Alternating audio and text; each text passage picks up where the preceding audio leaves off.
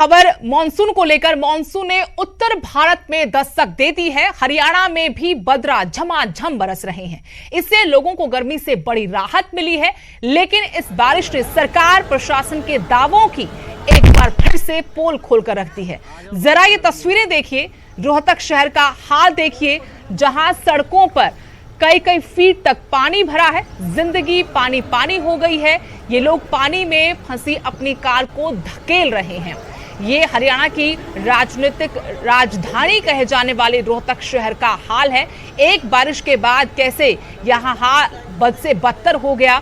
आपको तस्वीरें दिखा रहे हैं। दो तस्वीरें हैं। पहली तस्वीर रोहतक शहर की सड़क की, जहां पर लबालब सड़क पानी से भरी हुई है, कई कई फीट तक पानी। दूसरा रोहतक पीजीआई के अंदर का हाल भी आप देख सकते हैं। दूसरी तस्वीर रोहतक पीजीआई की, देश के सबसे बड़े मेडिकल संस्थान की तस्वीर, जहां लोग अपने इलाज के लिए पहुंचते हैं। वहां वार्ड्स में पानी भरा हुआ है और कुछ आलम पूरा दिन कल ऐसे ही रहा। आज अगर फिर से बारिश हुई जैसा कि अनुमान लगाया जा रहा है, तो हालात और ज्यादा बिगड़ सकते हैं। रोहतक की सड़कों का और प्रदेश के सबसे बड़े संस्थान का हाल आपको इन दो तस्वीरों के जरिए दिखा रहे हैं। कैसे एक बारिश ने ही सरकार और प्रशासन के बड़े बड़े दावों की हवा निकाल दी और ये दावे एक बार फिर से बारिश के पानी के साथ ही बहते नजर आए। रोहतक के सड़क की तस्वीर, जहां पर कुछ लोग कई फीट पानी में फंसी हुई कार को धक्का देकर बाहर निकालने की कोशिश में लगे हैं। दूसरी तस्वीर ठीक इसके साथ जो तस्वीर है वो रोहतक पीजीआई की है, जहां पानी भर गया, मरीजों के वार्ड तक में पानी भर गया था। जो लोग इलाज के लिए आए थे उनको खासी परेशानियां उठानी पड़ी। एक बारिश के बाद कैसे ये पूरा शहरी समंदर बन गया, सड़कें लबालब हो गई और जिंदगी पानी पानी हो गई।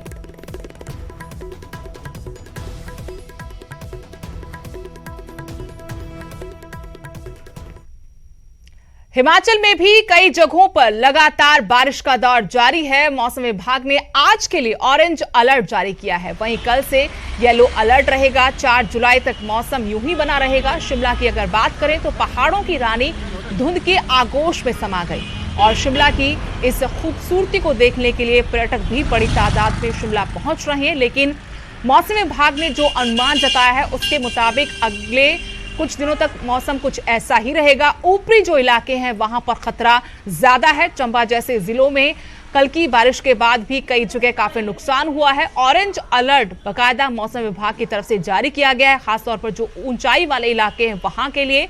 और 4 जुलाई तक बताया गया कि मौसम कुछ ऐसे ही रहेगा।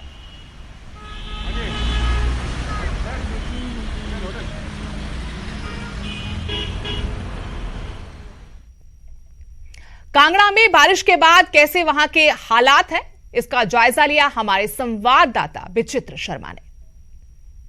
तो हिमाचल प्रदेश में मानसून दस्तक दे चुका है और अपनी दस्तक के साथ ही किस तरह के हालात बने हुए हैं धर्मशाला में, खासतौर पर मैं तस्वीर आपको साझा करना चाहूँगा। फिलहाल आप लोग देख पा रहे होंगे यहाँ पर कि आप सामने की जो तस्वीर है धर्मशाला की तस्वीर है, रोपवे की तस्वीर जो सामने आपको दिख रही है, जो कि यहाँ पर जहाँ हम इस वक्त मौजूद हैं वहाँ से साफ तौर पर जो इसको देखा जा सकता है। लेकिन अभी क्योंकि धुंध इतनी छाई हुई है, क्लाउड इतने ज़्यादा हैं कि आप जो रोपवे हैं, रोपवे की जो ट्रॉलियाँ हैं उनको भी नहीं देख पा रहे होंगे। जिस तरह से बारिश हो रही है, तमाम लोग अब कहीं ना कहीं या तो गर्म परिधान लेकर जो है अब बाहर निकल रहे हैं, क्योंकि तापमान बहुत कम हो गया है। और साथ ही साथ लोग छाते लेकर जो है वो घरों से बाहर निकल रहे हैं बारिश से बचाव के लिए। नदी नाले पूरे सबाब पर आ चुके हैं। ये देखिए, लगातार बारिश की वजह से जो नदी नालों का जो जलस्तर है वो बढ़ चुका है। और इस वक्त जो है स्थिति, हालांकि अभी जुम्मा मानसून को आए हुए 2 दिन ही हुए हैं और 2 दिन में ही जिस तरह से अपना सबाब मानसून ने दिखाया है, जिस तरह से रंग दिखा रहा है, उसकी तस्वीर कहीं ना कहीं जो है एक तरफ से डराने वाली भी नजर आ रही है, क्योंकि एकदम से अब जलस्तर जो है वो बढ़ने शुरू हो गया है। तो अभी आगे के दिनों में किस तरह के हालात होंगे, ये थोड़ा सा जो है चिंता में डालने वाली स्थिति देखने को मिल रही है। यहाँ पर धर्मशाला से शिमला में भी बारिश हो रही है, लेकिन इस शुरुआत के साथ ही नगर निगम और जिला प्रशासन की पोल खुल गई है। सड़कें तालाब बन गई, जिसके चलते कई जगहों पर आवाजाही बंद नजर आई। जिला प्रशासन और नगर निगम ने मानसून से पहले ही तैयारियों के बड़े बड़े दावे किए थे और सड़कों के किनारे नालियां बनाने समेत मानसून से निपटने की बात कही गई थी। लेकिन इन दावों की पोल एक बारिश नहीं खोलकर रख दी।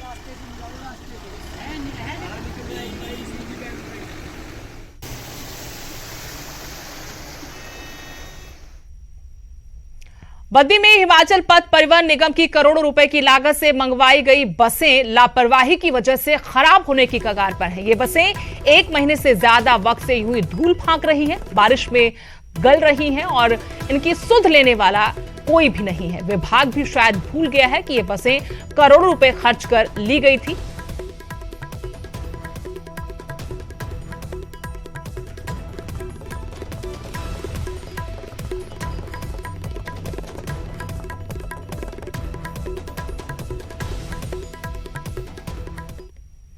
अगली बड़ी खबर मंडी से, जहां आपको बता दें कि 3 जुलाई को पुलिस भर्ती की लिखित परीक्षा होगी। पिछली परीक्षा में नकल करने वाले अभ्यर्थी इस परीक्षा में नहीं बैठ पाएंगे। पेपर लीक होने की वजह से यह परीक्षा रद्द कर दी गई थी, जो एक बार फिर से 3 जुलाई को होगी।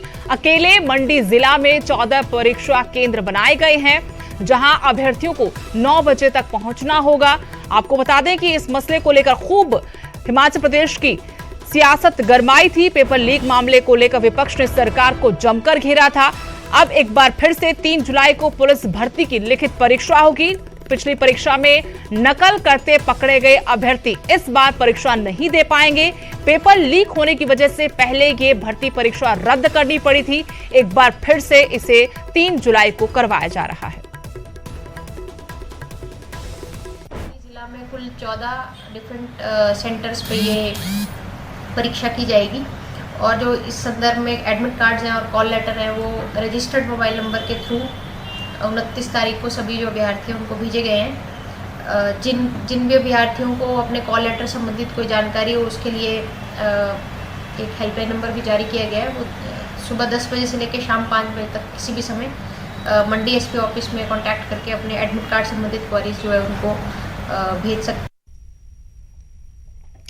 चंडीगढ़ के सेक्टर 16 अस्पताल में खूब हंगामा हुआ। यहां मृतक के परिजनों ने जमकर बवाल किया, साथ ही पुलिस और परिजनों के बीच में झड़प भी हुई। परिजनों ने अस्पताल पर शव नहीं देने का आरोप लगा। बताया गया कि 3 दिन पहले एक युवक की मौत हुई थी, लेकिन परिजनों को शव नहीं सौंपा गया और 3 दिन बाद उनके सब्र का बांध टूट गया।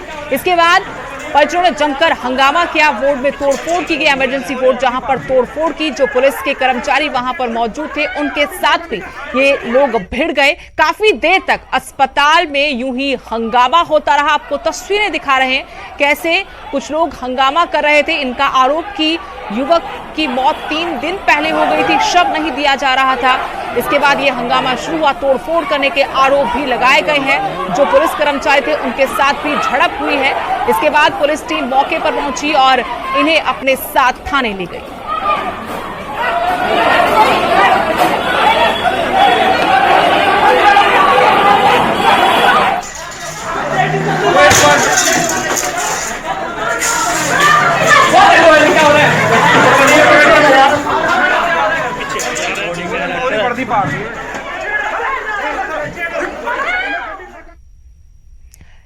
और बड़ी खबर हिमाचल से, जहां एक बार फिर से देवभूमि शर्मसार हुई है। नाबालिग के साथ हैवानियत हुई है। 13 साल की नाबालिग के साथ दुष्कर्म का मामला सामने आया है। परिजनों ने पुलिस से इंसाफ की गुहार लगाई है। मामला पुलिस दर्ज कर चुकी है, जांच शुरू कर दी है। आरोप 12वीं के छात्र पर लगे हैं, जो कि फरार बताया जा रहा है। बड़ी खबर आपको बता रहे कुल्लू से, देवभूमि एक बार फिर से शर्मसार हुई है। नाबालिग से दुष्कर्म का मामला सामने आया है। 13 साल की नाबालिग जिसके साथ ये हैवानियत हुई है। परिजनों ने पुलिस से इंसाफ की गुहार भी लगाई है। पुलिस मामला दर्ज कर अपनी जांच शुरू कर चुकी है। 12वीं के छात्र पर ये आरोप लगा है। लड़की की मां ने ये शिकायत दी थी कि उसकी नाबालिग लड़की है 13 साल की और उसके जो एक लड़का उसको कहीं ले गया था, तो उसके साथ कुछ उसने जो है वो दुष्कर्म किया है। तो इस बारे में एफआईआर दर्ज कर ली गई है पॉक्सो एक्ट के सेक्शन 8 के तहत और आईपीसी के सेक्शंस के तहत, और एफआईआर दर्ज करके इसमें आगे इन्वेस्टिगेशन जारी है।